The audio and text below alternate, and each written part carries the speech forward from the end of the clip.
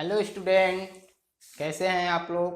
तो आज के वीडियो में हम expression electric potential due to a point charge को डिस्कस करेंगे। और इससे पिछले वीडियो में हम इलेक्ट्रिक पोटेंशियल और इलेक्ट्रिक पोटेंशियल डिफरेंस को एक्सप्लेन किए थे। तो अगर आप लोग हमारे पहले वीडियो इलेक्ट्रिक पोटेंशियल और इलेक्ट्रिक पोटेंशियल डिफरेंस को देख चुके हैं तो आप लोगों को इस वीडियो को पूर्ण रूप से समझ में आएगा। और अगर आप उस वीडियो को नहीं देखे हैं तो आप लोगों से अनुरोध है कि एक बार उस वीडियो को जरूर देखें। और अगर आप हमारे YouTube चैनल पर पहली बार आए हैं तो आप हमारे YouTube channel web physics point को सब्सक्राइब कर देना है, लाइक करना है, कमेंट करना है एंड शेयर करना है। तो चलिए हम लोग समय को व्यर्थ न करते हुए आज के topic expression electric potential due to a point charge को फाइंड आउट करने का प्रयास करेंगे। कैसे इसको फाइंड आउट करेंगे, इसको सीखने का प्रयास करेंगे। तो जैसा कि आप लोग देख पा रहे हैं हम पहले से राइट डाउन कर चुके हैं ताकि हम लोगों का जो वीडियो हो ज़्यादा लॉन्ग ना हो। और आप लोगों से एक अनुरोध है कि आज जो वीडियो होगा वह लॉन्ग हो सकता है क्योंकि आज जो हम वीडियो के लास्ट में कुछ न्यूमेरिकल को कराएंगे। तो आप लोगों से अनुरोध है कि पूरा वीडियो को जरूर देखें ताकि न्यूमेरिकल कैसे सॉल्व होगा तथा इलेक्ट्रिक पोटेंशियल डिफरेंस और किसी बिंदु पर जब पॉइंट चार्ज पोटेंशियल डिफरेंस होता है उससे रिलेटेड न्यूमेरिकल को कैसे सॉल्व किया जाता है उसके बारे में हम वीडियो को लास्ट में बतलाएंगे। तो आप लोगों से अनुरोध है कि एक बार जरूर इस वीडियो को पूरा जरूर देखें। तो चलिए जैसा कि आप लोग देख पा रहे हैं हमारा आज का जो टॉपिक होने वाला है वह है कार्य expression electric potential due to a point charge. किसी एक पॉइंट चार्ज पर हम आज इलेक्ट्रिक पोटेंशियल को फाइंड आउट करेंगे। तो जैसा कि हम लोग पिछले वीडियो में पढ़ चुके थे कि इलेक्ट्रिक पोटेंशियल को हम लोग इंडिकेट करते हैं V से और V इक्वल टू W/Q0 था, where W is the work done and Q is the experimental charge. तो हमको पोटेंशियल यानी इलेक्ट्रिक पोटेंशियल फाइंड आउट करने के लिए फर्स्ट वर्क क्या होगा, वर्क डन चाहिए। और वर्क डन अगर हमको मिल जाता है तो एक्सपेरिमेंटल चार्ज Q0 हम मिल जाएगा। तो इसलिए फर्स्ट ऑफ ऑल हमारा जो वर्क होगा वह वर्क होगा वर्क डन फाइंड करना। तो कैसे होगा और क्यों होगा और किस तरीका से होगा, चलिए पहले हम लोग फिगर को समझने का प्रयास करते हैं, उसके बाद हम लोग को समझ में आएगा। तो जैसा कि आप लोग देख पा रहे हैं हम एक फिगर ड्रा किए हैं। फिगर ड्रा क्या किया है कि यह एक हमारा पॉजिटिव चार्ज है और यह पॉइंट O पर अवेलेबल है। कहाँ, ये पॉइंट O पर अवेलेबल है। इस पॉइंट O पर आ रहा है समझ में ना, प्लस Q चार्ज अवेलेबल है। कैसा चार्ज अवेलेबल है, प्लस Q चार्ज। और इस O पॉइंट है और इस O पॉइंट से B के बीच की दूरी R है और B से A के बीच की दूरी dx है।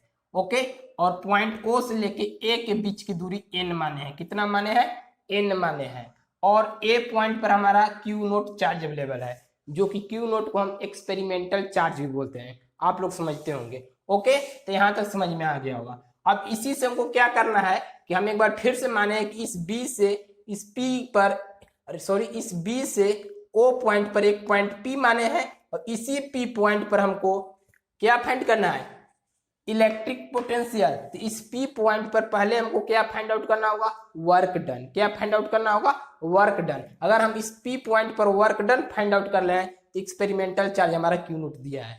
इस कंडीशन में हमारा किसी एक पॉइंट पर इलेक्ट्रिक पोटेंशियल फाइंड आउट कर सकते हैं। तो चलिए पहले हम क्या करेंगे, इस P पॉइंट पर वर्क डन फाइंड आउट करने का प्रयास करेंगे। तो चलिए जैसा कि आप लोग देख पा रहे हैं हम लिखे हैं कि consider a point charge plus Q placed at point O।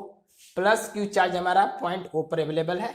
A point P present at distance from R at point O, और इस R डिस्टेंस पर ही B से हम एक पॉइंट P माने हैं।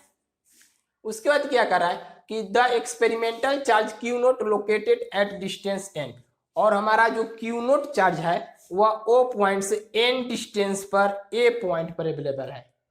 हम जो बोल रहे हैं इसको ध्यान से समझिएगा। फिर क्या कर रहा है, so the repulsive force applying between point O and B। इस कंडीशन में हमारा O और A के बीच में एक रिपल्सिव फोर्स अप्लाई होगा। कैसा फोर्स अप्लाई होगा? Repulsive force. तो ऐसा क्यों रिपल्सिव फोर्स अप्लाई होगा? क्योंकि हम पिछले वीडियो में आप लोग को बतला चुके हैं कि जो हमारा एक्सपेरिमेंटल चार्ज Q0 होता है वो एक पॉजिटिव होता है, धनात्मक होता है। तो अगर इस कंडीशन में हमारा प्लस Q है और A पर भी Q0 चार्ज अवेलेबल है, दैट मीन्स कि दोनों हमारा जो चार्ज अवेलेबल है वह लाइक चार्ज है। कैसा चार्ज है?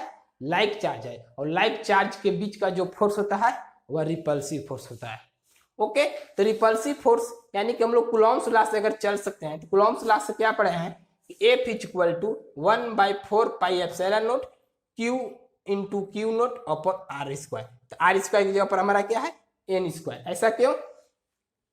क्योंकि इस पॉइंट O और A के बीच के जो दूरी हमारा है N है, इसलिए R स्क्वायर की जगह पर हम N स्क्वायर लिए हैं। ओके, और होता है Q1 इंटू Q0, यानी Q1 इंटू Q0 होता है। तो Q1 चार्ज हमारा है Q और Q2 की जगह पर Q0 है, इसलिए हम Q0 लिए हैं। और दोनों के बीच का डिस्टेंस क्या है? N, तो N स्क्वायर लिए हैं। फिर क्या कर रहा है? Experimental charge taking from point A to P then work done is. अगर हम मान लीजिए हम एक्सपेरिमेंटल पॉइंट A से B लिए, क्या लिए? A से B, और इन लोग दोनों के बीच की दूरी अगर वर्क डन हम करेंगे तो क्या हुआ? कहने का मतलब क्या है समझिएगा, हमारा तो पॉइंट B था लेकिन एक्सपेरिमेंटल चार्ज हम लिए कहां पर? A पर लिए। तो इन लोग के दोनों के बीच में कितना वर्क डन होगा इसको फाइंड आउट करना होगा। तो एक वर्क डन यही होगा कि इस B पॉइंट से A पॉइंट का जो डिस्प्लेसमेंट था dx था। तो लिख सकते हैं का work done is equal to, जो फॉर्मूला हम लोग जानते हैं, dw equal to F D S, यानी कि w equal to F S, where f is the force and s is the displacement. Okay, तो हम क्या लिए कि dw is equal to F D S, dw equal to dw हो गया, force हमारा कितना है? F D X. ऐसा क्यों होगा समझिएगा, f का f हो गया, ds हमारा कितना था? dx, तो ds की जगह पर dx कर दिए, और डॉट प्रोडक्ट था तो डॉट प्रोडक्ट हटेगा तो हमारा cos थीटा आएगा। क्या आएगा? cos theta. उसके बाद क्या किया? dw का dw as well as, F dx का F dx as well as, cos का cos, और थीटा की जगह पर 180 डिग्री की। 180 डिग्री क्यों किए? क्योंकि हमारा b था और b से गया स्ट्रेट वे में, तो स्ट्रेट लाइन पर जो एंगल बनता है वह 180 बनता है, इसलिए हम थीटा की जगह पर 180 डिग्री वैल्यू पुट किए। उसके बाद क्या लिखे कि dw इज इक्वल टू 180 का मान होता है -1, तो यानी कि एफ डी एक्स हमारा माइनस में आ गया। यहां तो कोई प्रॉब्लम नहीं, ऐसा इसलिए हुआ क्योंकि 180 का मान जो हमारा होता है माइनस में होता है, तो -1 इंटू एफ डी एक्स यानी माइनस एफ डी एक्स। फिर क्या कर रहा है कि work done applying experimental charge taking from A to P is, देखिए फिगर में कहां कर रहा है, वर्क डन जो है वो अप्लाई हो रहा है experimental charge taking from A to P. तो वर्क डन क्या होगा इस कंडीशन में? ए से पी तक, तो हमारा ए पॉइंट यहां है, पी पॉइंट यहां है। देखिएगा dw is equal to close integration of F D X, इसको इंटीग्रेशन बोलते हैं। ऐसा क्यों किए कि जो हमारा आया था वर्क डन उसको हम अगर इंटीग्रेशन कर देते हैं तो हमारा क्या मिल जाएगा? ए से लेके Q0 के बीच की दूरी, यानी कि मतलब P से लेके A के बीच की जो वर्क डन टोटल है, टोटल फाइंड आउट हो जाएगा। या फिर ऐसा आप लोग वीडियो पिछले भी पढ़ चुके हैं, जब हमको electric flux, electric field total find out करना रहता है तो उसको क्या करते थे? इंटीग्रेशन करते थे। तो सेम कंडीशन यहाँ पर वही होगा, यहाँ पर भी हम इंटीग्रेशन करेंगे। किसको करेंगे इंटीग्रेशन? इस वैल्यू को इंटीग्रेशन कर देंगे। ओके, तो dw का dw इंटीग्रेशन हो गया, integration of minus F D x. ध्यान से समझिएगा, dw इज इक्वल टू हमारा क्या हो गया? जब हमारा ये डिफ्रेंसिएशन है और यह इंटीग्रेशन, तो इन लोग दोनों कैंसिल होकर केवल w बचेगा। और क्या हो गया? इंटीग्रेशन का इंटीग्रेशन एफ डी एक्स, इसके साथ लिमिट हम लगा दिए इस इन्फिनिटी से लेके r तक। आप लोग क्लास 12th में लिमिट इंटीग्रेशन पढ़िएगा तो आप लोगों को कंफ्यूजन नहीं होगा। इसको लिमिट कहते हैं, यानी जिसका वैल्यू फिक्स हो कि वह यहां से जाएगा वहां तक ही रहेगा, उसके बाहर नहीं जा सकता है, उसी को लिमिट इंटीग्रेशन बोलते हैं। क्या बोलते हैं? Limit integration. आप लोग क्लास 12th में इसको पढ़िएगा। किसमें पढ़िएगा? क्लास 12th में। तो यहां तक समझ में आ गया होगा। तो एक और प्रॉब्लम हो रहा है कि आप r से इन्फिनिटी के लिए, क्योंकि इसका मिनिमम डिस्टेंस कितना था? r था, और ये मैक्सिमम डिस्टेंस कितना हो सकता है, इन्फिनिटी हो सकता है, इसलिए हम आर से इन्फिनिटी लिए, कितना लिए हैं, आर से इन्फिनिटी, तो यानी इन्फिनिटी से आर। फिर क्या अगर minus F D x force, F बराबर हमारा वैल्यू कहाँ आया था, देखिए यहाँ 1/4πε0 Q1Q0/n², तो यहाँ इस एफ के जगह पर वैल्यू को पुट कर दिए -1/4πε0 Q1Q0/n², और डी एक्स को एज वेल एज लिख दिए। हम जो समझा रहे हैं ध्यानपूर्वक समझने का प्रयास कीजिएगा। उसके बाद क्या किए कि W = Q/4πε0, यानी जो हमारा यह वैल्यू था, ध्यान से देखिएगा, पॉजिटिव वाले, क्या पॉजिटिव वाले, उसको बाहर निकाल दें। क्यों, क्योंकि इसका एक वैल्यू फिक्स होता है, आप लोग पढ़ चुके हैं कूलम्ब्स लॉ में, 1/4πε0 का वैल्यू फिक्स होता है, इसको हम क्या किए, बाहर निकाल दिए। उसी के साथ साथ Q/Q0 का भी निकाल दिए। क्यों, क्योंकि Q और Q0 का चार्ज जो हमारा एक फिक्स रूप में दिया हुआ है, किस रूप में दिया हुआ है, फिक्स रूप में, और जो भी चार्ज फिक्स रूप में दिया हुआ रहता है वह एक कांस्टेंट टर्म होता है। कैसा होता है, कांस्टेंट टर्म होता है। यहाँ तक कोई प्रॉब्लम है आप लोग को, देख लीजिए एक बार, नहीं है, चलिए आगे बढ़ते हैं। और क्या लिख सकते हैं, लिख सकते हैं क्या कि जब हमारा एक कांस्टेंट टर्म बाहर निकल गया Q/Q0 यहाँ से, और 1/4πε0 यहाँ से बाहर निकल गया, अब यहाँ क्या बच गया, ऊपर में 1, अब n² है, तो यहाँ हमारा हो जाएगा x, n हमारा है, क्या है, n², दिखाई दे रहा है ना, n², तो ये हमारा 1/n² बच गया अपॉन dx। अब हम क्या करेंगे, इसको डिफ्रेंशिएट करेंगे, तो कैसे करेंगे देखिएगा, Q/Q0 4πε0, हमारा साइन छूट रहा है, ध्यान से देखिएगा, यहाँ पर माइनस होगा, ये माइनस हमारा हो गया -Q/Q0 अपॉन 4πε0, और क्या हो गया, इंटीग्रेशन r से इन्फिनिटी गया n के पावर -2 dx। यहाँ पर समझने में प्रॉब्लम होगा कि सर यहाँ तक r ऊपर में था और इन्फिनिटी नीचे में था, तो आप ऐसा क्यों कर दिए, अपोजिट कर दिए। हाँ, तो अपोजिट इसलिए कि देखिएगा ध्यान से कि जब इसको अपोजिट किए थे हम इस वैल्यू को भी अपोजिट किए हैं, तो r से इन्फिनिटी गया, तो ये पावर हमारा जो था 1/n² डिनोमिनेटर में, उसको नोमिनेटर में ले गए थे, n के पावर -2 हो गया है। यानी चेंज करेंगे तो दोनों को चेंज करेंगे, और नहीं तो किसी एक को चेंज करेंगे। तो हम इसको चेंज किए, n² था, ऊपर में गया तो n के पावर -2 हो गया, इसको भी चेंज कर दिए। अब क्या करेंगे, एक फार्मूला हम यूज करेंगे, वह फार्मूला होगा इंटीग्रेशन ऑफ x के पावर n dx। तो इसका फार्मूला क्या होता है, ध्यान से समझिएगा। आप लोग इंटीग्रेशन अगर पढ़े होंगे तो समझ में अच्छी तरीका से आएगा, और नहीं पढ़े हैं तब पर भी समझ में आएगा, लेकिन इसके लिए थोड़ा आपको ध्यान देना होगा। क्या देना होगा, ध्यान देना होगा। तो कैसे देना होगा उसको देखिए ध्यान से। जब x के पावर n रहेगा और dx रहेगा, तो इसके लिए फार्मूला क्या होता है कि x के स्क्वायर प्लस 1, और एक बार लिख देंगे x प्लस 1। ठीक, अब इसी पर हम वैल्यू पुट कर रहे हैं, यहाँ पर आप लोग समझिएगा, समझ में आएगा। जैसा कि आप लोग देख पा रहे हैं, -Q/Q0, this as well as, इस वैल्यू को यहाँ पर राइट डाउन करती है। और क्या है हमारा, x के पावर -2 था, इस फार्मूला पर वैल्यू पुट करेंगे, x का स्क्वायर था ना, तो x का पावर -2 हो गया, प्लस 1 था, प्लस 1 कर दिए। फिर क्या था, x प्लस 1, x का मतलब क्या होता है, समझ में आ रहा है आपको, x का मतलब होता है उस वैल्यू को पुट करेंगे जो पावर के रूप में होता है, तो -2 था, प्लस 1 प्लस 1। नहीं समझ में आया, फिर समझिए, जो पावर में होता है उसी को हम लोग यहाँ पर x के रूप में लेते हैं। इस x के पावर n था, तो x² प्लस 1 किए और x प्लस 1 किए। हम क्या किए, x के पावर -2 प्लस 1, और जो इसका पावर में था यानी -2 था, तो -2 लिखेंगे, प्लस 1 लिख देंगे। इन्फिनिटी हमारा चलेगा, क्या था, r से इन्फिनिटी, r इन्फिनिटी। कोई दिक्कत यहाँ तक नहीं ना, नहीं।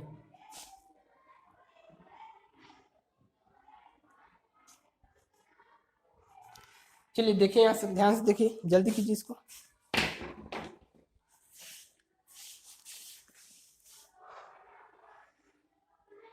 अब आगे इसको और क्या लिख सकते हैं, देखिए,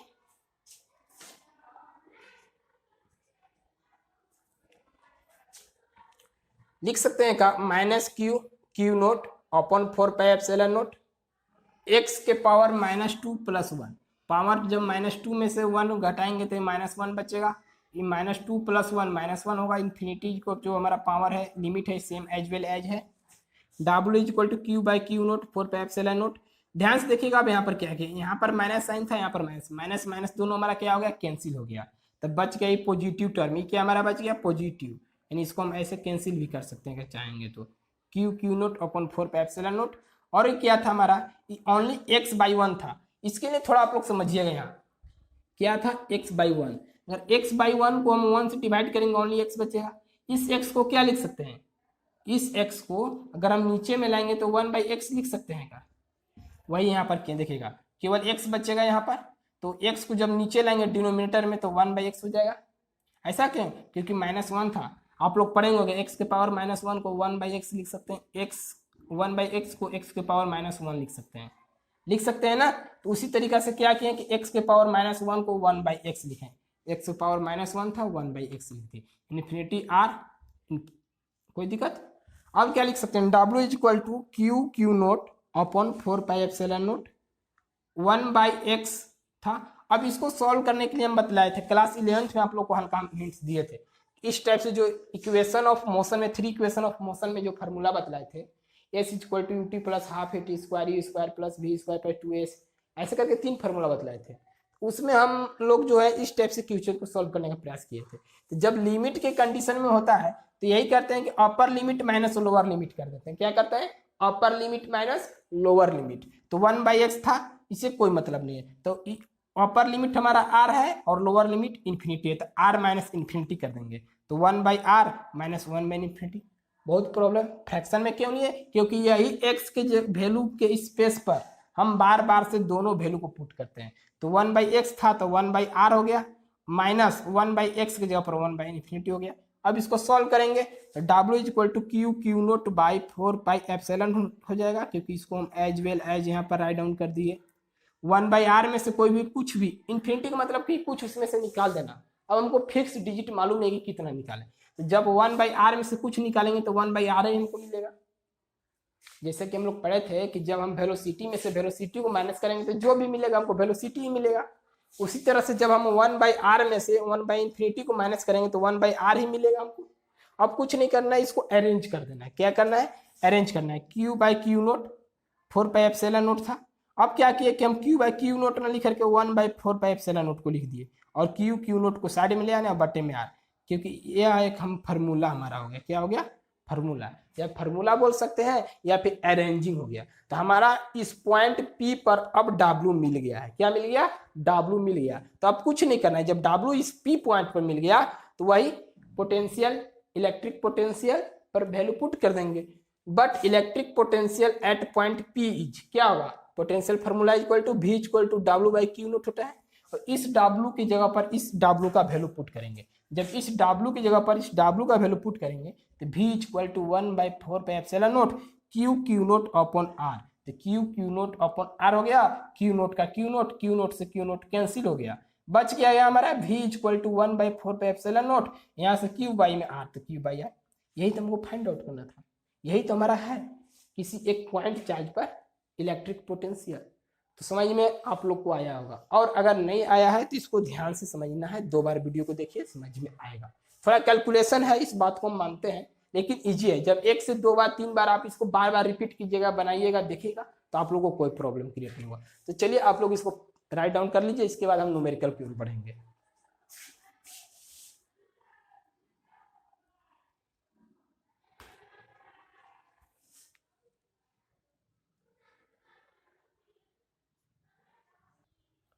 तो जैसा कि आप लोग देख पा रहे हैं, हम न्यूमेरिकल को राइट डाउन कर चुके हैं और इस न्यूमेरिकल को सॉल्व करने का प्रयास करेंगे।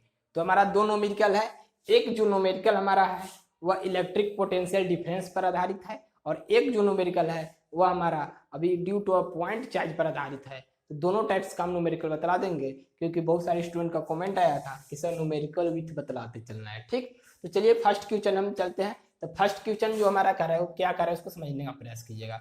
कह रहा है कि 5 जूल वर्क इज डन, क्या कह रहा है, 5 joule work is done in moving a positive charge of 0.5 coulomb between 2 point, what is the potential difference between them.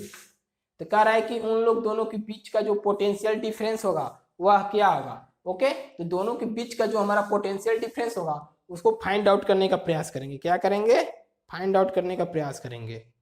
तो चलिए इसको फाइंड आउट करने का प्रयास कर रहे हैं।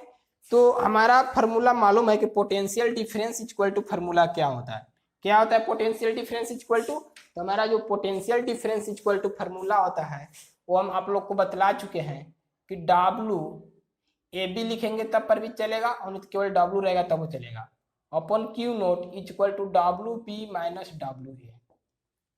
या फिर इसी को और क्या लिख सकते हैं, अगर लिखना चाहे तो हम W B minus W A equal to W A B upon Q naught, यानी जो हमारा दोनों के बीच का जो डिफरेंस होता है वह इलेक्ट्रिक पोटेंशियल के इक्वल होता है। हमको क्या फाइंड करना है, दोनों के बीच का डिफरेंस यानी डब्लू बी माइनस डब्लू ए।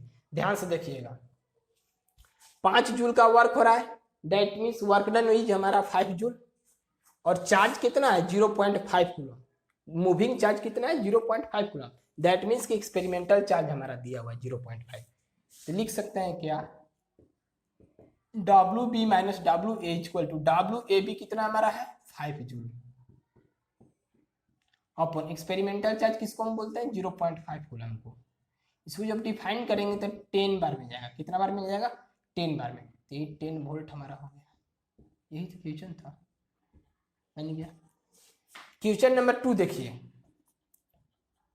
क्वेश्चन नंबर 2 जो है आपका HPSSC 2009 2015 1996 में आया है, ठीक ना। तो क्वेश्चन यह आया हुआ है, आप लोग के लिए इंपोर्टेंट हो सकता है अगर मेडिकल एंट्रेंस इस सबका एग्जाम देते हैं तो कह रहा है कि कैलकुलेट द इलेक्ट्रिक, सॉरी 2 बार लिखा चुका है, इसको एक बार कर दीजिए। Calculate electric potential at the surface of a gold nucleus given the radius of nucleus 6.6 into 10 to the power minus 15 metre and atomic number of gold is this.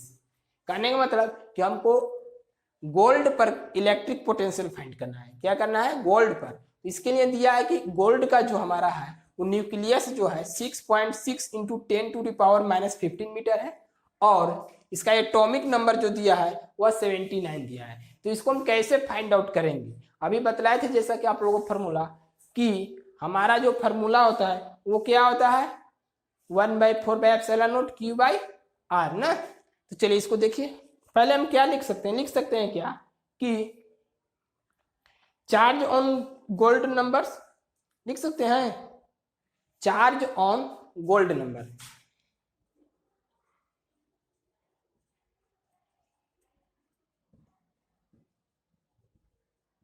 तो किसी पर चार्ज फाइंड करने के लिए एक फार्मूला आप लोग बतलाए थे हम, Q इक्वल टू NE, क्या बतलाए थे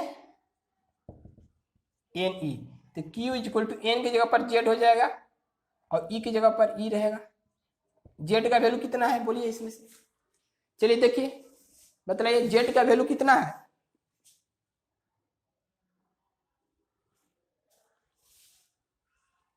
Z का वैल्यू कितना है, Z कहाँ है हमारा 17 है।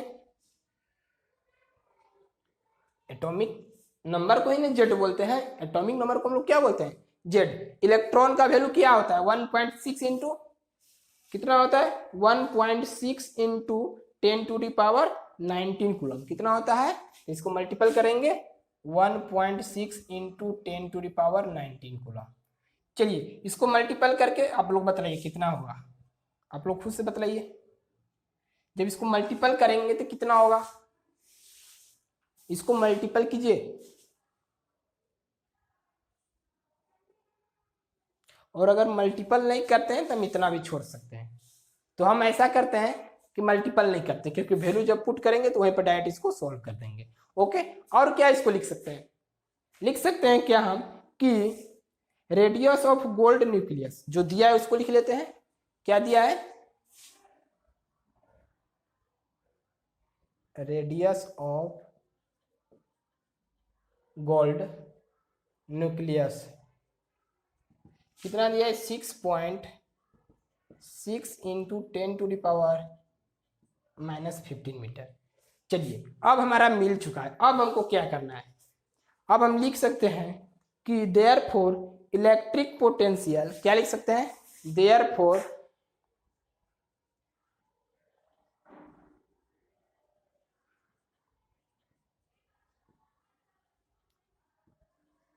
इलेक्ट्रिक पोटेंशियल, और आगे बोलिए electric potential at the surface of the nucleus. कहां पर होगा? Eight the surface of the nucleus.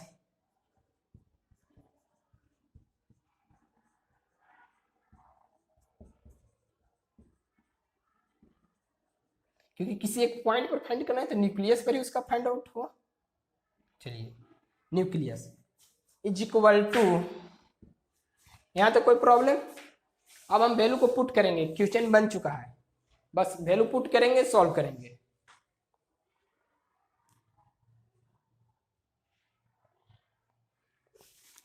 क्या फार्मूला है? अभी फार्मूला बतलाए थे ना कि हमारा v इक्वल टू आया था 1/4πε0 into Q1 Q0 upon R square, sorry Q1/R आया था। क्या आया था हमारा? Q1/R। वैल्यू को पुट कीजिए, वैल्यू को पुट कीजिए। Q का मान हमारा कितना आया है? दिस। R का वैल्यू कहाँ है? दिस। दोनों को वैल्यू पुट करके सॉल्व करेंगे, जो हमारा आंसर आएगा वही होगा आंसर। तो चलिए वैल्यू पुट करेंगे, तो लिख सकते हैं क्या? 1/4πε0 का वैल्यू कोई बतला सकता है कितना होता है?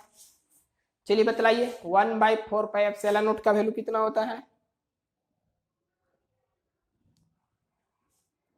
सब भूल चुके हैं आप लोग। 9 इंटू 10⁻⁹ होता है इसका वैल्यू। कूलम्ब्स लॉ में जाके देखिए, वीडियो में बतलाए हैं।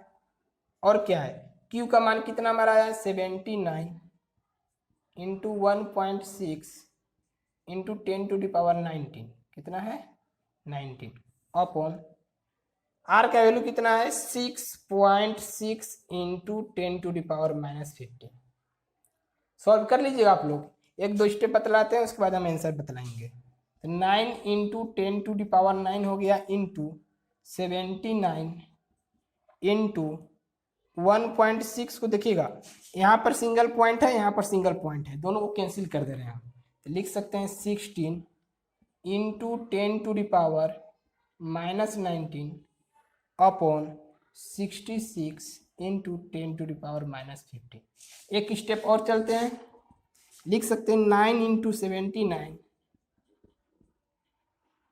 इंटू 16 इंटू 10⁻9 था, माइनस में 9 है, सबको पावर को एक जगह एडजस्ट कर रहे हैं ना, अपॉन 66। और यह पावर -15 जो है जब ऊपर में जाएगा तो माइनस में है तो प्लस में हो जाएगा। क्या में हो जाएगा? प्लस में। और इसको क्या लिख सकते हैं? लिख सकते हैं क्या? मल्टीप्लाई करेंगे इसको 1 2 3, या इसको हम कुछ कैंसिल भी कर सकते हैं। तो आप लोग इसको कैंसिल कर लीजिएगा, हम डायरेक्ट इसका आंसर बता दे रहे हैं कितना हुआ। या फिर चलिए देखते हैं, 3 3 या 9 हो जाएगा, 22 बार में जाएगा, 2 से जाएगा 11 बार में, 2 से जाएगा 8 बार में। और इसको क्या लिख सकते हैं? 8 3 जा 24 इंटू 79 अपॉन 11 इंटू, समझिएगा पावर में क्या है हमारा? 19 में से 9 जाएगा, कितना बचेगा? 10। 10 हमारा ये क्या हो जाएगा? या फिर ऐसे समझिए, प्लस हमारा 9 है, प्लस 15 है, 15 और 9 कितना हो जाएगा? 34 हो जाएगा। 24 होगा, कितना होगा? 24। यानी 15 और 9 24, और 24 में से 19 को माइनस करेंगे, कितना बचेगा? 5। लिख सकते हैं 10⁵। यहाँ तक कोई दिक्कत नहीं। और इसको हम क्या लिख सकते हैं? जब इसको सॉल्व करेंगे तो हमारा जो वैल्यू आएगा वह 1.724, कितना आएगा? इसको जब सॉल्व करेंगे मल्टीपल करके तो 1.724 इंटू 10⁻7 हो जाएगा। कितना हो जाएगा? 10⁻7। कोई दिक्कत यहाँ तक नहीं? तो यही हमारा जो है आंसर आएगा। ऐसे जब आप इसको मल्टीपल कीजिएगा तो एग्जैक्ट जो हमारा मल्टीपल करने के बाद आंसर आएगा, डायरेक्ट कितना नहीं आएगा, आएगा कितना उसको समझ लीजिए थोड़ा सा। हमारा जो आएगा 1.725 इंटू 10⁵ आएगा, बट 2 पॉइंट को हम और आगे की ओर बढ़ाएंगे तो 1.725 हो जाएगा। जब 2 पॉइंट इधर बढ़ाए तो 2 पावर इधर चढ़ जाता है, तो 10⁻7 हो जाता है। यही हमारा आंसर हो जाएगा। क्या चीज में? वोल्ट में आंसर। तो आज का वीडियो हमारा यहाँ लास्ट होगा और आई होप आप लोगों को समझ में आया होगा। तो अगर आप लोगों को समझ में आया तो हमारे यूट्यूब चैनल को लाइक करना है, सब्सक्राइब करना है, शेयर करना है, कमेंट करना है। और अगर आप हमारे पिछले वीडियो को नहीं देख रहे हैं तो उसको एक बार जरूर देखें। ओके। और हो सकता है कि एक बार में आप लोगों को अगर प्रॉब्लम हो समझने में तो 2 से 3 बार पढ़ना है इसको। 2 से 3 बार वीडियो को देखिए। लॉकडाउन है, कोई अभी समय का तो आप लोग के पास है नहीं, किल्लत की समय नहीं है, ऐसे नहीं है, तो आप लोग पढ़ सकते हैं। तो आज का वीडियो हमारा यहीं तक लास्ट हुआ।